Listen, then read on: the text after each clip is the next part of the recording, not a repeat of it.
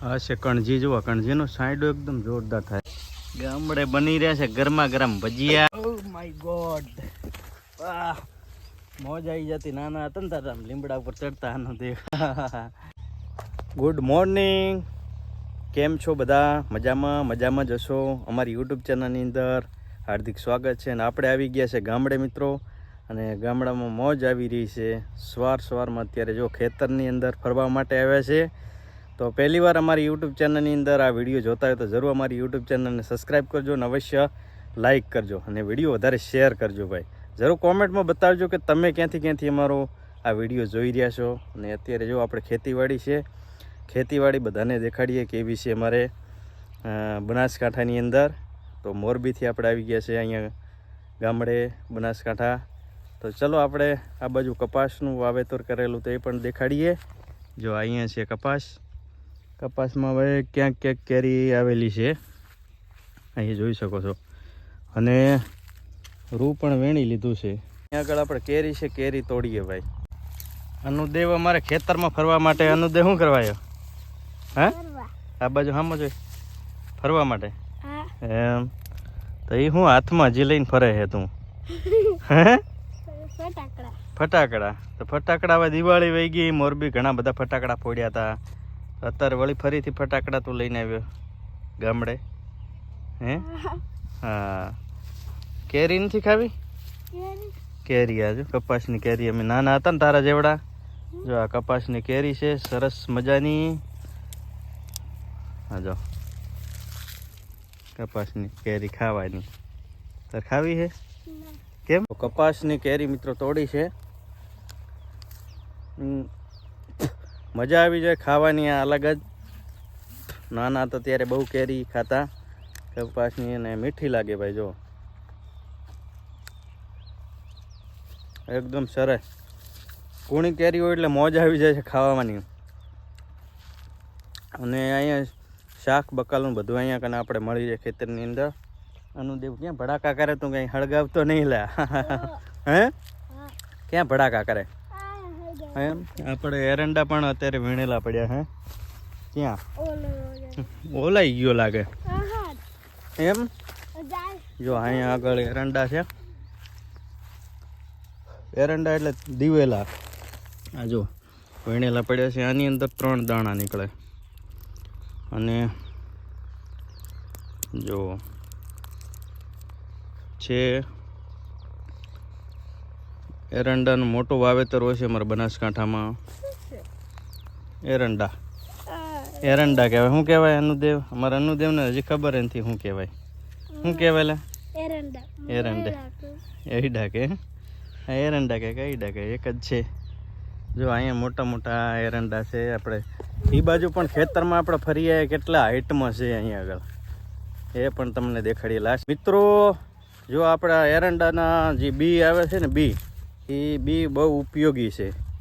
કેમ કે ઘણા બધાને શિયાળાની ઋતુની અંદર જે આપણે પગમાં ફાટ પડે છે ને, પગમાં ફાટ, તો એરંડાના દાણા છે ને બી, એની અંદર જો એની અંદર આપણે તમને દેખાડું ખાસ કરીને.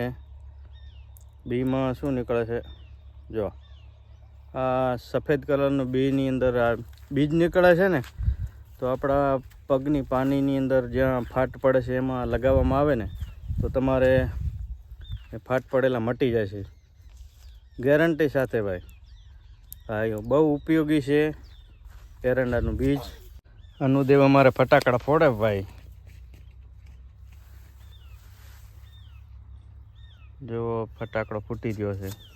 ઓહ વાહ, અનુદેવ ફટાકડા ફોટે. અત્યારે દિવાળી વહી ગઈ તો અમારે અનુદેવ હજી ફટાકડા ફોડે. કેટલાક ફોડવા છે તારે હજી? બીજો ફોડે દોડ્યો જો અમારે અનુદેવ. જો બીજો ફટાકડો ફૂટે છે. વાહ ભાઈ. તો આપણે બીજા ખેતરમાં પણ જઈએ. બીજા ખેતરની અંદર શું વાવેલું છે? લગભગ રાયડો વાવેલો છે. રાયડો કેવો થયો છે ને એરંડા આપણે જો હાઈટમાં, ઓહો બહુ હાઈટમાં છે ભાઈ. હાથ ઊંચો કરીએ તો હાથ નથી પહોંચતો એટલા એરંડા ઊંચા છે. અને કેમેરા આગળ શું આવી ગયું? કરોળિયાની જાળ આવી ગઈ હતી. તો ઓલી બાજુ આપણે રાયડો આવેલો છે લગભગ, ત્યાં આપણે જઈએ. અને હાઈટ જુઓ ભાઈ, આમ હાથ ઊંચો કરીએ તો એરંડાને પહોંચે ને કેવડી મોટી હાઈટ છે જોઈ શકાય. ઓ માય ગોડ, જો પાળા ઉપર ઊભો છે તો પણ એટલી મોટી હાઈટ છે. હે અનુદેવ? અનુદેવને બીક લાગે. અનુદેવ એમ કે ભૂંડરા હોય તો ને અંદર ભૂંડરા પણ રહેતા હોય. હો અનુદેવ, વાહ. આ બાજુ પણ ઘણા બધા લીમડા છે જો, અને મોર ઘણા આવે ને અનુદેવ આપણે અહીંયા કને. ગાઈસ તો આપણે બીજા ખેતરની અંદર પહોંચી ગયા છે. બીજા ખેતરની અંદર વાવેલું છે રાયડો તમને દેખાડું. જો મારી પાછળ એકદમ સરસ લીમડા છે, અને સાંયડો પણ સારો છે એકદમ લીમડાનો. આની ઉપર ઘણા બધા મોર આવે છે. સવારમાં આખી રાત અહીંયા ઉપર બેઠા હોય છે, કેમ કે મોરને બેસવા માટેનું એકદમ સરસ વૃક્ષ એટલે લીમડો. ને અહીંયા જો આ રાયડું આપણે વાવેલું છે ને અનુદેવ, જો સરસ રાયડું એકદમ ઉગી ગયો છે.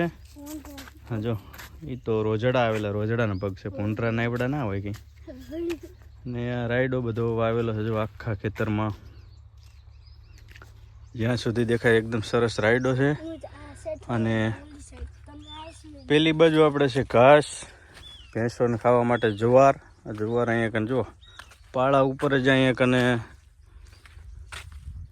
ઉપર રાખી દીધી છે, અને ઉપર ટાટપત્રી ઢાંકી દીધી છે, કેમ કે વરસાદના પાણી, હમણાં વરસાદ બહુ પડી ગયો હતો ને એટલે ખરાબ ના થાય એટલે ઉપર ટાટપત્રી ઉપર રાખી દીધી છે. અને સરસ રાયડો છે. અને બીજું આપણે ઘઉંનું વાવેતર કરેલું છે એ પણ જોઈએ. શું કે અનુદેવ? શું કે છે? ક્યાં દોડે છે તું? અનુદેવને જ મોજ આવે એટલે આ બાજ આવતો રહે હવે અહીંયા કન.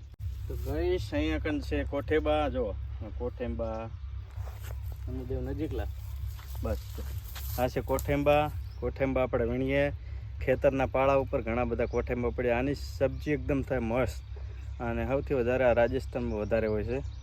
અને આપણે અહીં પાળા ઉપર છે બહુ કોઠેબા. જુઓ કોઠેબા કેવડા કેવડા છે, મોટા મોટા છે, ને એકદમ સબ્જી આની જોરદાર બને છે. ને આપણે ઘણા બધા વીણીએ. જો આ બાજુ તમને દેખાડું, ઘણા બધા અહીંયા પડ્યા છે પાળા ઉપર. જો અહીંયા કને આપણે વીણી લઈએ ને અનુદેવ. હજુ અનુદેવ અમારે વીણે છે. તમે કેટલા લોકોએ કોઠેબાનું શાક ખાધું છે? ને આપણે યુટ્યુબ ચેનલમાં વિડીયો પણ આવી ગયો છે કોઠેબાનો. જો વીણ્યા હતા ઘણા બધા કોઠેબા છે. ચાલો આપણે વીણી લઈએ અને પછી સબ્જી એની બનાવીશું ને અનુદેવ? હા, અનુદેવ અમારે વીણે છે, વીણી લે. કોઠેબા અમારે વીણી લીધા છે, ને અનુદેવે નવો જુગાડ લગાવ્યો છે, કેમ કે જબલું હતું ને અનુદેવ શું કર્યું. તો જો ગાય છે અહીંયા કને એરંડાનું પાંદડું લીધું છે. પાંદડામાં કોઠેબા લઈ લીધા ને આ એને મોઢે બાંધવાનું શું છે? રૂમાલ છે, ગળામાં પહેરવા માટેનો. તો એમાં જુગાડ કરી અને કોઠેબા લઈ લીધા છે ને આપણે લઈને જવું ઘરે. અને આ બાજુ આપણે તમને દેખાડી, જો આની અંદર ઘઉંનું વાવેતર કરવાનું છે. જે આપણે ખેતર આ દેખાય છે આની અંદર બધા ઘઉં વાવવાના છે. અત્યારે ખેડેલું પડ્યું છે, અને બસ હવે 2-3 દિવસમાં આપણે ઘઉં વાવી દેવાના છે. આ છે ગાઈસ દેશ છે કારેલા. આપણે મોટા કારેલા આવે ને એવા દેશી કારેલા છે. આ પણ નોર્મલ કડવો હોય છે. જો આ ડાયાબિટીસ માટે આ કારેલા બહુ ઉપયોગી હોય છે, અને ઘણા બધા કારેલા આવેલા છે.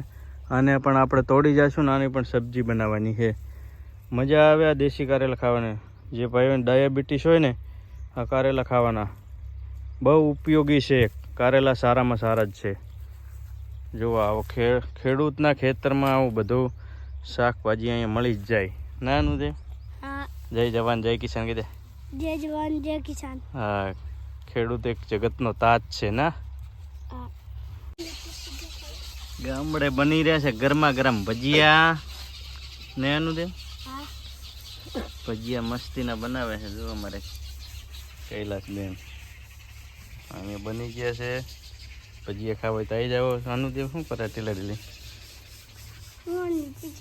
એમ ભજીયા બની રહ્યા છે. થોડી વારની અંદર આપણે ગરમા ગરમ ભજીયા ખાવાના. તું શું કરે? તું આલુ જો આલુ આલુ તો હવે ઘણા ખાધા. હવે લીલા શાકભાજી કંઈક બનાય. હા, ભજીયા બટેકા ભજીયા બનાવવા સારું હોય તો શું કરે? કોઠેબા લઈને રમે છે ને. અમારે નાનું મસ્ત ક્યુટ પાડું. વાહ, શું જોવે છે આ બાજુ તું? આ છે કણજી. જુઓ કણજીનો સાઈડો એકદમ જોરદાર થાય છે. જો આ બાજુ પણ કણજી છે અને આ પણ છે. અને અહીંયા છે ઘાસ ભેંસોને. પેલી બાજુ આપણે ખેતરમાં પણ અહીંયા ઘાસ હતું અને અહીંયા પણ ઘણું બધું ઘાસ છે. જો ના કણજીના સાઈડા આંબા તો જો વગર વાવેલા આંબા અહીંયા ઉગી જાય. અહીંયા પણ કણજી છે મોટી બધી. આનો બહુ ઉનાળામાં સાઈડો થાય છે એટલે મોજ આવી જાય. ને આ ઘણી બધી આપણે ભેંસો છે. જો ભેંસો એના પાડા તો આપણે એનાનું છાપરું બનાવેલું છે એના માટે છે નીચે, કેમ કે તડકાના ગરમીમાં પશુ હેરાન ના થાય એટલા માટે. ગાયો જાય ગૌ માતા. આ પણ દોવા દે છે. પેલી પણ ભેંસ દોવા દે છે. અને નાના મોટા પાડા ઘણા બધા છે. જો એક તબેલા જેટલો છે ને ભાઈ. જો તો અમારે બનાસકાંઠાની અંદર પણ દૂધનો વ્યવસાય સારો છે એટલા માટે ભેંસો પણ અમારે મમ્મી પપ્પાની રાખે છે. જો એકદમ સરસ વાતાવરણ છે, મોજ આવી ગઈ. અને આ ભેંસ અમારે અત્યારે એને ડર લાગે છે. હું અહીંયા આ છે હડફું. જુઓ ભાઈ,